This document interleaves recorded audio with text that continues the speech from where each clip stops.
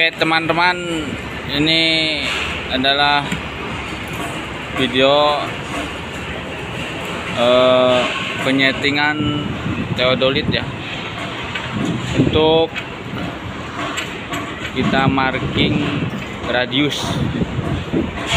Nah, ini adalah proses setting teodolit dulu ya, bisa diperhatikan.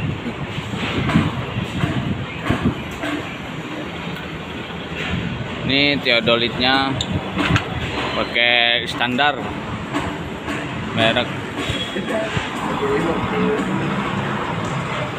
Topvan.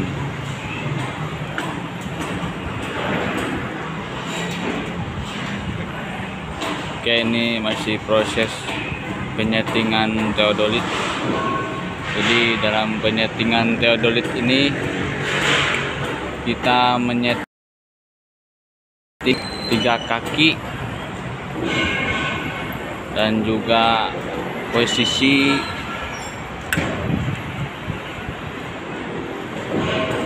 air itu ya. Nah itu, jadi si airnya itu harus di tengah ya Bang Munir. Ya, Pak Arif. Dan juga sambil selalu dilihat centering titik alat. Nah itu ya, yang berada di bawah tuh, yang garis cross-crossan itu.